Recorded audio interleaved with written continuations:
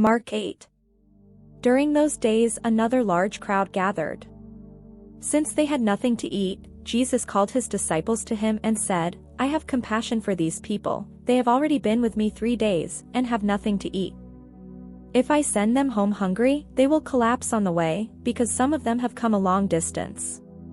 His disciples answered, "But where in this remote place can anyone get enough bread to feed them? How many loaves do you have?" Jesus asked. 7, they replied. He told the crowd to sit down on the ground.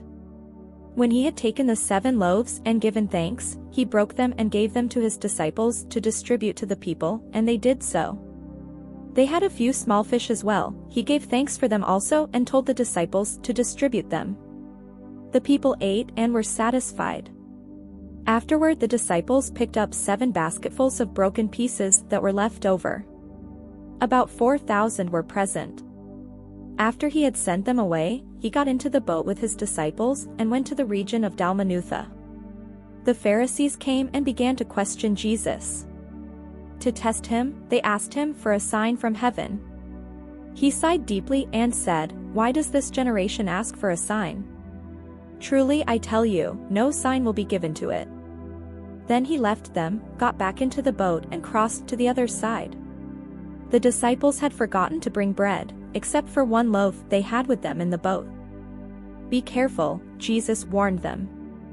"Watch out for the yeast of the Pharisees and that of Herod." They discussed this with one another and said, "It is because we have no bread." Aware of their discussion, Jesus asked them, "Why are you talking about having no bread? Do you still not see or understand? Are your hearts hardened? Do you have eyes but fail to see, and ears but fail to hear? And don't you remember? When I broke the 5 loaves for the 5,000, how many basketfuls of pieces did you pick up?" 12, they replied. "And when I broke the 7 loaves for the 4,000, how many basketfuls of pieces did you pick up?" They answered, 7. He said to them, "Do you still not understand?" They came to Bethsaida, and some people brought a blind man and begged Jesus to touch him.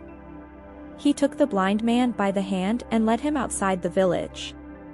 When he had spit on the man's eyes and put his hands on him, Jesus asked, "Do you see anything?" He looked up and said, "I see people, they look like trees walking around." Once more Jesus put his hands on the man's eyes. Then his eyes were opened, his sight was restored, and he saw everything clearly. Jesus sent him home, saying, "Don't even go into the village." Jesus and his disciples went on to the villages around Caesarea Philippi. On the way he asked them, "Who do people say I am?" They replied, "Some say John the Baptist, others say Elijah, and still others, one of the prophets." "But what about you?" he asked. "Who do you say I am?" Peter answered, "You are the Messiah." Jesus warned them not to tell anyone about him.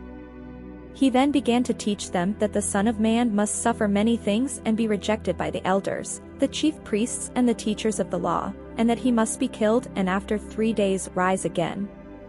He spoke plainly about this, and Peter took him aside and began to rebuke him. But when Jesus turned and looked at his disciples, he rebuked Peter. "Get behind me, Satan," he said. "You do not have in mind the concerns of God, but merely human concerns." Then he called the crowd to him along with his disciples and said, "Whoever wants to be my disciple must deny themselves and take up their cross and follow me. For whoever wants to save their life will lose it, but whoever loses their life for me and for the gospel will save it. What good is it for someone to gain the whole world, yet forfeit their soul? Or what can anyone give in exchange for their soul? If anyone is ashamed of me and my words in this adulterous and sinful generation, the Son of Man will be ashamed of them when he comes in his Father's glory with the holy angels."